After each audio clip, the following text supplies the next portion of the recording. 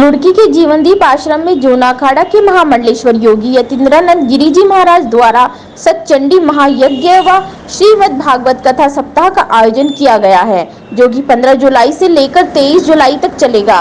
वहीं किसान कामगार युवा मोर्चा के प्रदेशाध्यक्ष चौधरी सुभाष नंबरदार महामंडलेश्वर योगी यतीन्द्रानंद जी महाराज का आशीर्वाद लेने पहुंचे और उन्होंने महाराज जी का पटका पहनाकर सम्मानित भी किया। इस मौके पर महामंडलेश्वर योगी यतीन्द्रानंद महाराज जी ने कहा कि सरकार द्वारा कांवड़ यात्रा को स्थगित करने का निर्णय लेना बिल्कुल उचित नहीं है, जिसका वो पूर्ण रूप से विरोध करते हैं। साथ ही उन्होंने कहा कि कांवड़ यात्रा को लेकर हिंदू धर्म की आस्था जुड़ी हुई है और जब कांवड़ चलती है तो सभी एक रंग में ही रंग जाते हैं। उन्होंने कहा कि वो मानते हैं कि कोरोना काल चल रहा है, लेकिन जब कोरोना के चलते चुनाव हो सकते हैं, मंदिरालय खुल सकते हैं, तो हिंदू धर्म की आस्था का प्रतीक कांवड़ यात्रा पर रोक लगाना बिल्कुल उचित नहीं है। उन्होंने आरोप लगाते हुए कहा कि सरकार दोहरी नीति अपना रही है, जहां एक तरफ केरल सरकार ने बकरा ईद के चलते 3 दिन की छुट्टी दी है, वहीं हिंदुओं के साथ दोहरी नीति अपनाई जा रही है। कांवड़ को जो स्थगित किया गया है यात्रा को, तो मैं उसका समर्थन नहीं कर सकता, मैं उसका विरोध करता हूँ। कांवड़ हमारी और एक बड़ी विशेष संस्कृति है। कांवड़ समाज को एकत्रित करती है। जब कांवड़ चलती है तो लोग जाति बंधन को भूल जाते हैं, कौन किस जाति का है कुछ नहीं, कौन गरीब है कौन अमीर है, सब एक जैसे हो जाते हैं, एक रस में हो जाते हैं। कांवड़ हमारे देश में हमारे समाज की एकता का बहुत बड़ा प्रतीक है। ठीक है, कोरोना चल रहा है, कोरोना के चलते चलते चुनाव हो सकते हैं, मंदिरालय खुले हैं।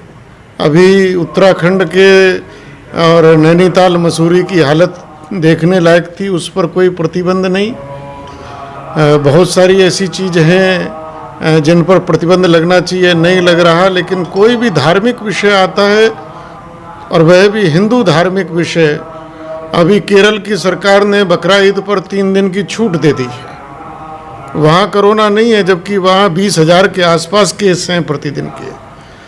तो ये जो दोहरा मापदंड है, एक तो मैं इसका विरोधी हूँ और मेरा मानना है हम कोरोना को देख रहे हैं, कोरोना एक बीमारी है, समझ रहे हैं, लेकिन कांवड़ को पूरा प्रतिबंधित नहीं करना चाहिए।